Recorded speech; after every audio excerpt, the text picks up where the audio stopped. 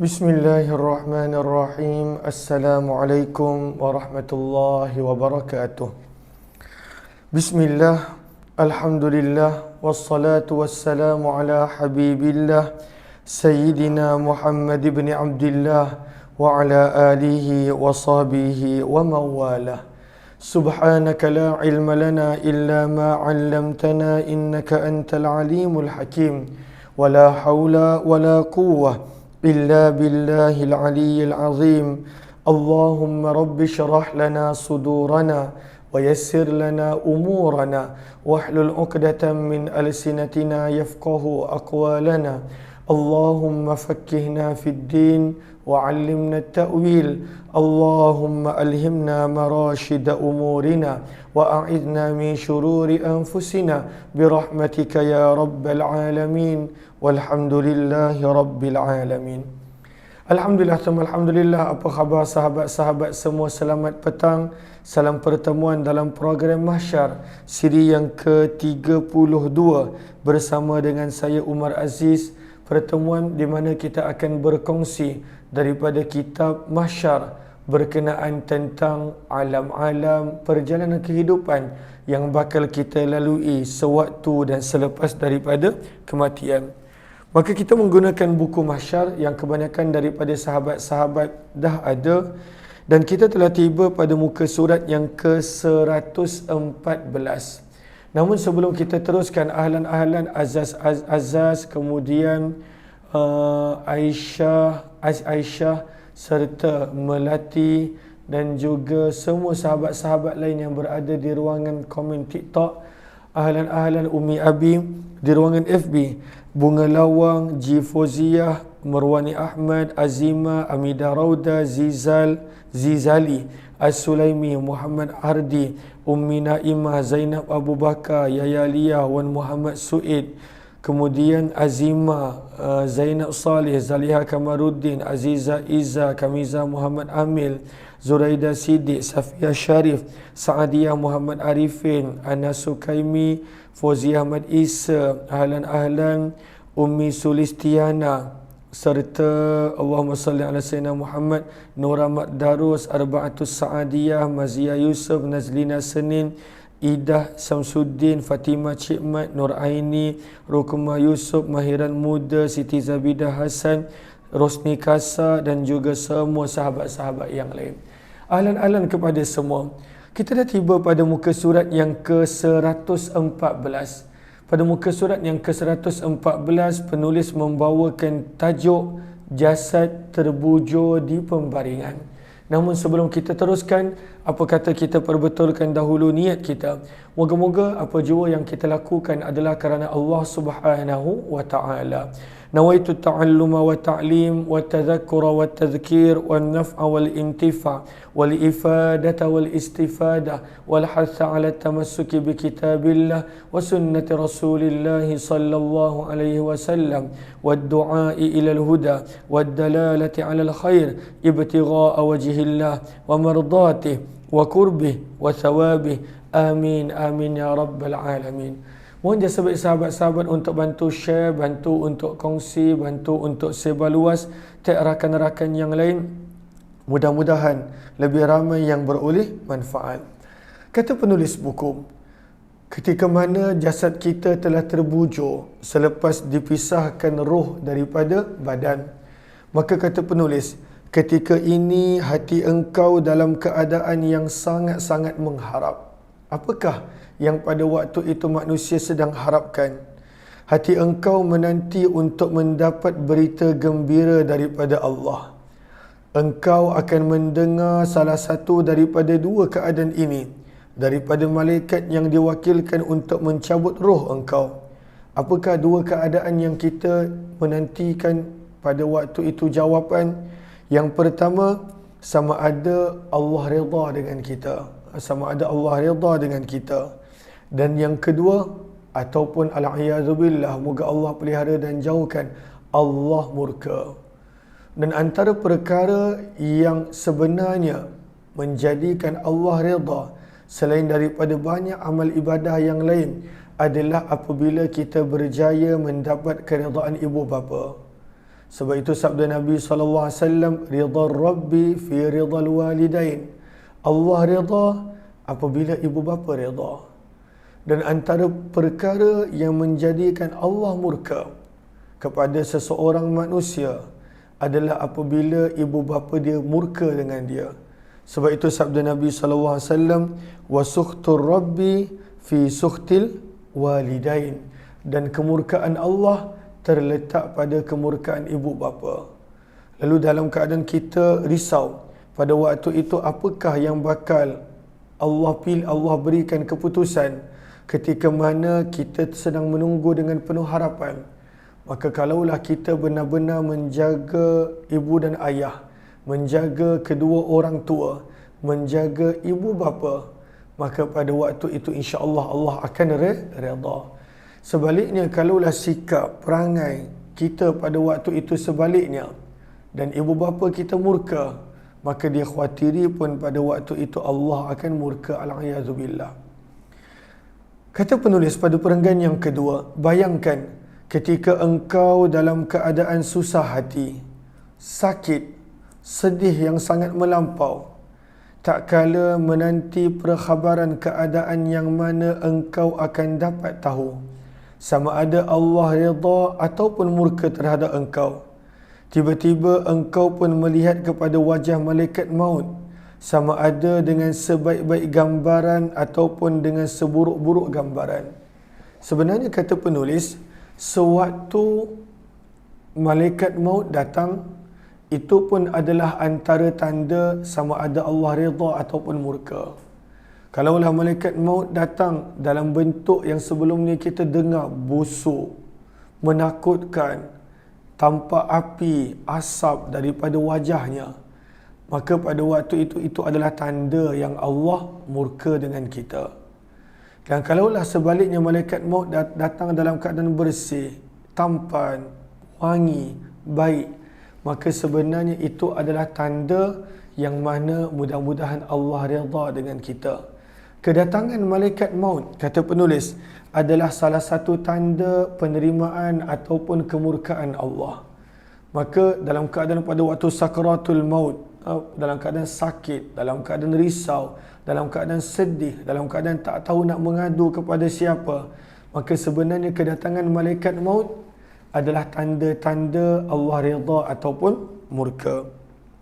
Kata penulis, engkau melihat malaikat maut menghulurkan tangannya ke dalam mulut engkau untuk mengeluarkan roh daripada badan. Maka roh akan terkeluar daripada mulut, daripada kepala.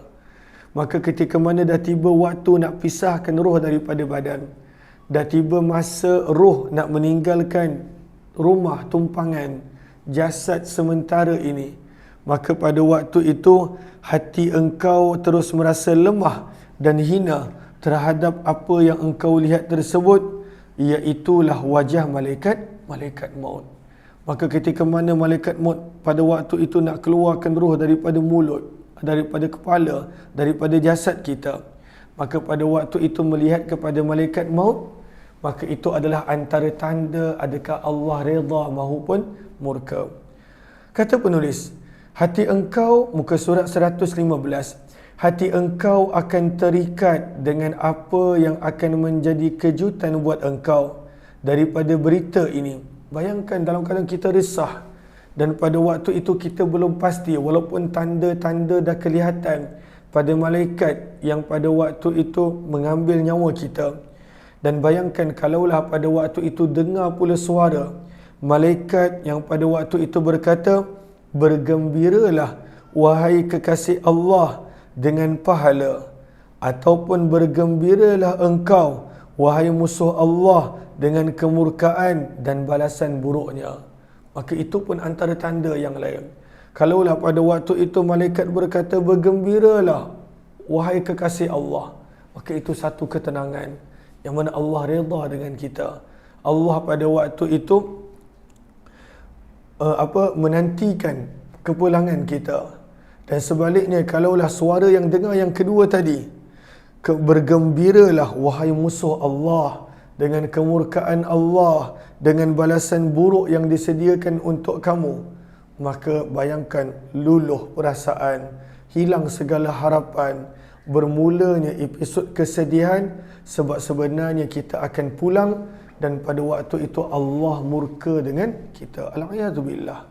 Sebab itu di dalam surah Al-Fajr pun pada waktu itu Allah sebutkan ketika mana malaikat maut nak mencabut roh, dahlah dalam keadaan sakit, maka pada waktu itu malaikat maut kalaulah menyeru, ya ayyatuhan nafsul mutmainnah, wahai jiwa yang tenang, irji'i, balik. Nak balik ke mana? Ila rabbik, baliklah kepada Allah. Radiyah, Allah rida dengan kamu. Mardiyah, dalam keadaan kamu pun pada waktu itu diridai. Fadkhuli fi ibadi, masuklah dalam kelompok hamba-hamba lain yang aku rida. Wadkhuli jannati, masuklah ke dalam syurga aku. Maka kalaulah kita dengar pesan suara tersebut, seruan tersebut, maka pada waktu itu datangnya kebahagiaan, ketenangan, dan pada waktu itu hilang segala tekanan kalaulah Allah redha. Mudah-mudahan Allah redha dengan kita, insya-Allah.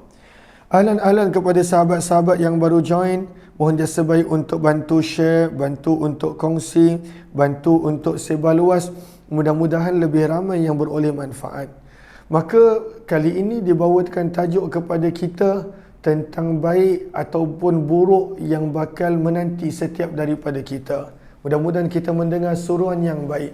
Mudah-mudahan kita didatangi oleh malaikat rahmat, malaikat yang baik. Dan mudah-mudahan pengakhiran setiap daripada kita adalah yang baik-baik. Amin ya rabbal alamin. Maka kata penulis pada penghujung muka surat 115, baik dan buruk. Maka kata penulis, kalaulah engkau seorang beriman, seorang yang baik, lagi soleh, ketika mana sampai waktunya untuk engkau menghadap Allah, maka ini gambaran bagaimana kalau orang baik. Dalam riwayat pada waktu itu menceritakan tentang kedatangan malaikat kepada mereka. Maka kalaulah orang yang baik, orang yang Allah redha, orang yang Allah sayang, orang yang pada waktu itu tidak ada masalah dengan manusia dan sebagainya, maka kata penulis, maka datanglah malaikat maut dengan memberikan salam, Assalamu alayka ya waliyallah, selamat sejahtera ke atasmu wahai kekasih Allah. Malaikat pun panggil pada waktu itu dengan gelaran yang baik, dengan panggilan yang baik, dengan kata-kata yang baik. Muka surat yang ke-116. Sesungguhnya Allah memberikan salam kepada engkau. Lalu dibacakan pula ayat ini kepada engkau dalam surah An-Nahl pada juz yang ke-14. Pada juz yang ke-14 ayat yang ke-32. Kalau yang ada Al-Quran, kita buka sebentar surah An-Nahl, surah yang ke-16 ayat yang ke-32. Maka dalam Al-Quran Allah Subhanahu Wa Taala ceritakan tentang bagaimana orang yang baik bila nak diambil nyawanya. Maka pada surah yang ke-16 pada ayat yang ke-32, firman Allah, allazina, orang-orang yang tatawaffahum, nyawa mereka diambil waktu saat kematian ini. Siapa yang ambil nyawa mereka? Al-malaikah, malaikat yang ambil nyawa mereka. Dan pada waktu itu apakah keadaan malaikat mengambil nyawa mereka? Dalam keadaan tayyibin, dalam keadaan bersih suci. Malaikat pun dalam keadaan yang baik. Pada waktu itu orang yang nak diambil nyawa pun dalam keadaan yang baik. Lalu malaikat akan sambut dengan ucapan, nak ambil roh ni, malaikat pada waktu itu akan sebut dengan ucapan. Apa yang malaikat sebut? Salamun alaikum udkhulul jannah bima kuntum ta'malun. Maka Allah nukilkan kata-kata malaikat kepada orang-orang yang saleh, orang-orang yang baik. Firman Allah, Salamun alaikum, selamat sejahtera kepada kamu.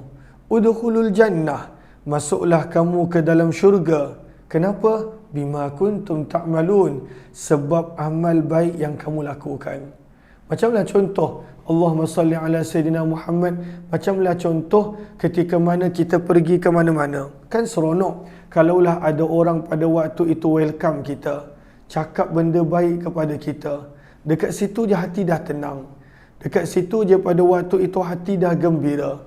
Kalaulah kita pergi ke mana-mana nak naik flight contohnya, ada orang sambut welcome, welcome, selamat datang, dan pada waktu itu ucapkan perkataan yang baik, tenang, gembira, seronok. Itu dekat dunia sementara. Ini bayangkan selepas kita baca pada bab sebelum ini, ketika mana waktu sakaratul maut kita dah ternanti-nanti. Aku ni kat mana? Allah terima ataupun Allah murka? Adakah Allah redha? Adakah amalanku cukup? Bayangkan kita ternanti-nanti dalam keadaan seluruh tubuh badan sakit, sakaratul maut. Dan kemudian waktu malaikat nak cabut nyawa, dan pada waktu itu malaikat cakap begini. Bagaimana perasaan gembira, perasaan bahagia, perasaan seronok. Lagi-lagi penantian itu satu penyiksaan. Dan bila malaikat sebut dia, salamun alaikum, salam sejahtera kepada kamu wahai Umar. Udkhulul jannah, tak lama lagi akan masuk syurga. Bima kuntum ta'malun, kau memang layak, you deserve it. Contoh, dah susah payah kat dunia, kau layak dapat apa yang kau dapat. Allah redha, Allah tunggu. Maka perkataan-perkataan itu sebenarnya perkataan yang sangat-sangat membahagiakan. Macam contohlah bila sebahagian orang menanti. Contohnya, orang yang mana pada waktu itu nak pergi haji. Bukan umrah, hajilah contoh. Dia dah menanti untuk pergi haji, katakanlah 10 tahun, 20 tahun. Pada waktu itu menanti, nama dalam waiting list. Dan hari ini adalah hari yang terakhir akan tutup urusan haji. Hari yang terakhir. Pada waktu tu tak tahu ada harapan ke tak. Masih berharap. Nampak macam tipis. Banyak lagi orang yang menanti. Contoh, macam baru-baru ni nak pergi haji tahun lepas. Pada waktu tu risau. Dapat ke tak? Pada waktu itu dapat visa ke tak? Boleh pergi ke tak? Dan sebagainya. Tiba-tiba dapat. Ya Allah, gembiranya tak boleh nak bayangkan. Itu baru kat dunia. Itu baru dekat dunia. Bayangkan ketika mana waktu yang sangat getir, nyawa nak terpisah daripada tubuh badan, kita dah mula nampak alam akhirat. Kita dah mula nampak sebenarnya dunia ni hakikat dia bagaimana. Kita dah nampak malaikat. Kita dah nampak segala-galanya. Dan pada waktu itu, malaikat menjawab dan malaikat menyebut ayat 32 surah 16 yang kita baca tadi, salamun alaikum. Salam sejahtera kepada kamu wahai roh yang baik. Dan bima kuntum ta'malun, engkau layak dapat apa yang kau dapat disebabkan amalan baik yang kamu lakukan. Allahumma salli ala Sayyidina Muhammad wa ala alihi wa sahbihi ajma'in. Mudah-mudahan adanya manfaat, adanya kebaikan untuk daripada bacaan yang kita baca. Maka kata penulis, maka pada waktu itu kita dah dengar apakah antara ucapan para malaikat kepada hamba yang baik, kepada hamba yang soleh. Maka kata penulis, Allahumma salli ala Sayyidina Muhammad. Lalu hadirlah para malaikat yang lain, selain daripada malaikat yang mengambil nyawa, malaikat rahmat, malaikat yang lain. Maka pada waktu itu kata penulis, lalu hadirlah para malaikat ketika naik nyawa seorang hamba. Jika hamba tersebut seorang yang soleh, maka berkatalah para malaikat itu, keluarlah wahai jiwa yang tenang, yang ada di dalam tubuh yang baik. Keluarlah di dalam keadaan terpuji. Bergembiralah dengan kesenangan. Rauh maksudnya kesenaran. Farauhun wa raihan. Kalau kita biasa baca surah Al-Waqi'ah, sebentar. Dalam surah Al-Waqi'ah ada diceritakan tentang ini juga. Surah Al-Waqi'ah, surah yang ke-56. Surah yang ke-56. Maka firman Allah Subhanahu wa taala pada ayat yang ke-89. Firman Allah, farauhun wa raihan. Maka pada waktu itu malaikat akan berkata rauh, rauh. Apakah maksud rauh? Ayat 89 surah Al-Waqi'ah, malaikat akan berkata, dapatlah engkau ketenangan. Dah banyak sangat kerja ni kat dunia. Dah pada waktu itu banyak kau buat benda baik kat dunia. Bayangkan kalau kita dengar malaikat kata begitu. Allahu Akbar. Malaikat pada waktu itu cakap benda yang baik. Malaikat pada waktu itu puji. Malaikat pada waktu itu confirmkan dekat kita yang sebenarnya kita tergolong di kalangan hamba-hamba yang baik. Maka antara kata-kata malaikat apakah dia? Muka surat 116. Maka kata malaikat, bergembiralah dengan ar-rauh. Apakah maksud ar-rauh? Ketenangan, kesenangan, kebaikan. Ini ada dalam ayat 89 daripada surah Al-Waqi'ah.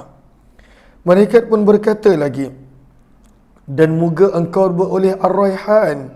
Apakah maksud ar-raihan? Bau yang harum. Bau yang harum baru syurga. Dan Tuhan pula redha kepadamu tanpa murka. Maka kata penulis dalam riwayat yang dinukilkan ini, maka ucapan malaikat ini sentiasa diulang-ulang sehingga sampailah dia ke langit. Roh kita ni pada waktu itu macam contoh, macam orang yang menang. Macam contoh orang yang pada waktu itu dia disambut. Macam contoh orang disambut. Yang mengiringnya pun banyak. Yang cakap pun pada waktu itu banyak. Tahniah, tahniah, Umar, tahniah.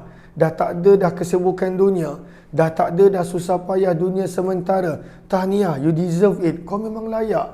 Tahniah Umar. Tahniah, Allah tunggu. Allah redha, Allah tak murka. Tahniah dapat ar-rauh, ketenangan, kesenangan. Tahniah dapat raihan, bau syurga, bau yang wangi. Masya Allah. Seronok tak seronok? Itu pun adalah nikmat. Kata-kata yang indah pada waktu itu pun adalah nikmat. Cubalah kalau contoh, ada orang puji kita kat dunia, yang mana kadang-kadang pujiannya pun tak tahu ikhlas ataupun tidak. Ada orang puji. Seronok tak seronok?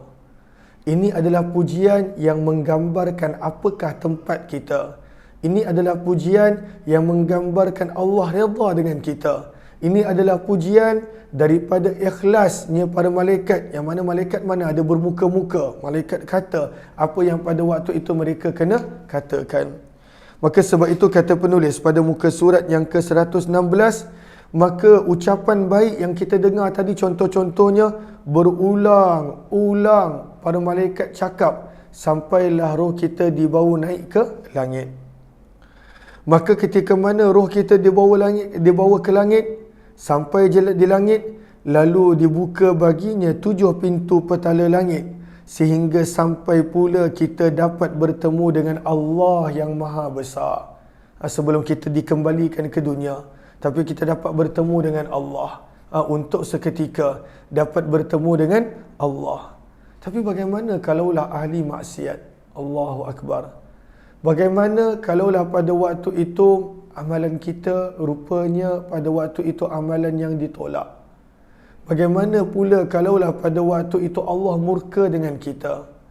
Bagaimana pula pada waktu itu jika kita tak diterima?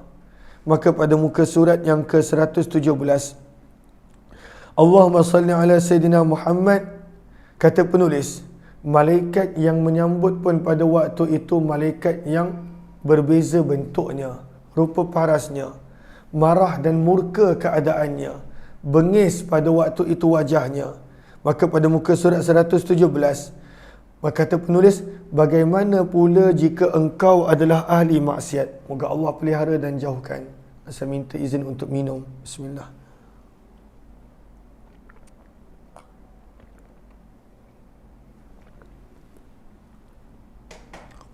Maka kata penulis, maka malaikat yang mencabut nyawa pada waktu itu akan berkata, ukhruji, keluarlah, wahai jiwa yang kotor, wahai roh yang kotor, jiwa yang kotor, yang berada di dalam tubuh yang jahat.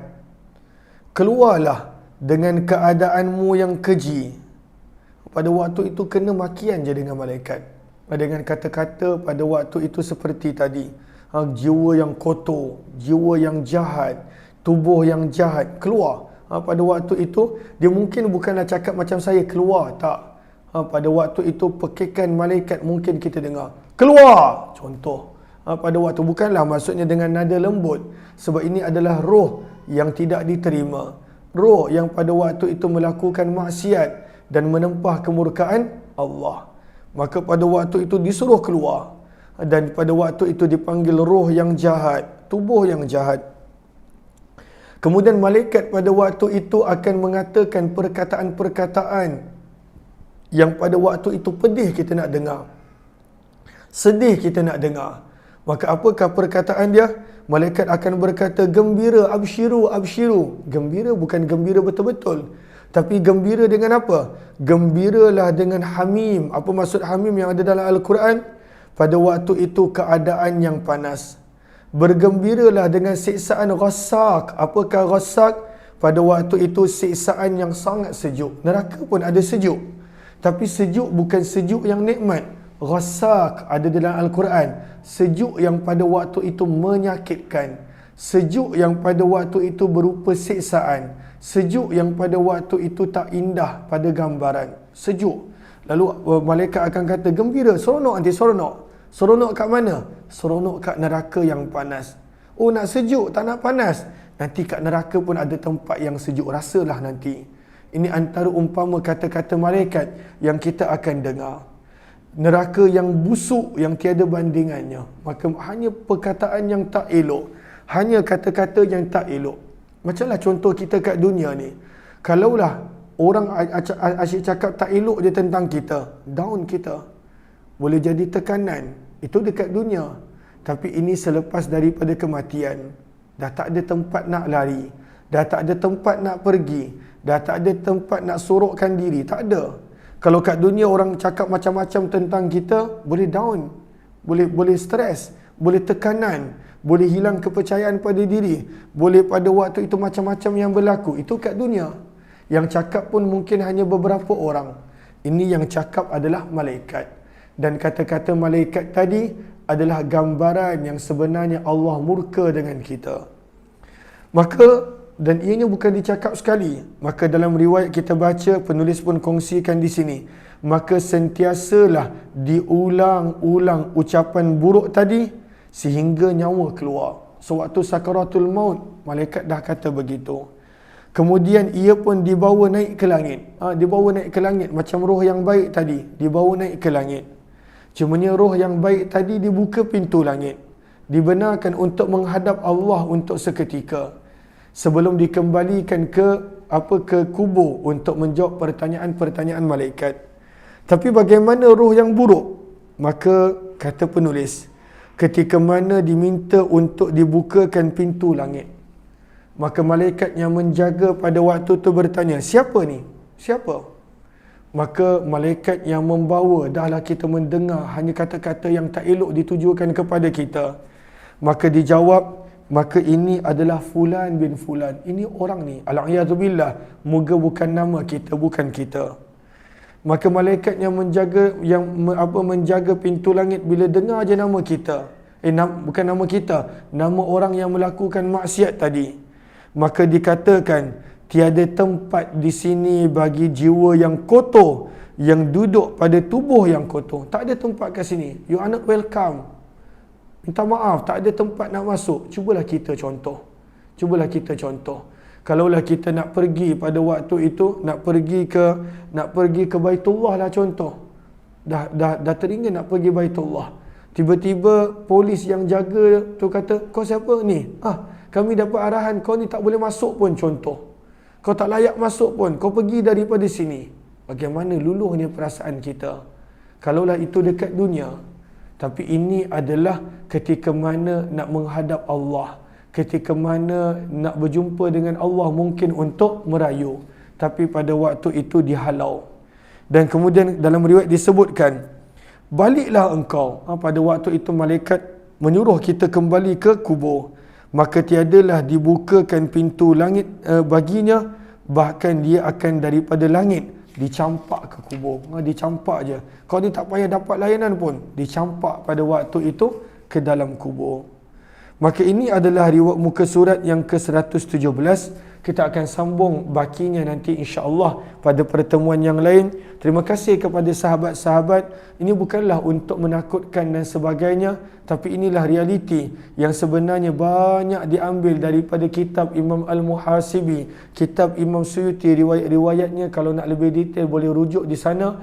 Mudah-mudahan menjadikan kita tergolong di kalangan hamba Allah yang diterima, dijauhkan daripada perbuatan maksiat dan dosa, mudah-mudahan insya-Allah.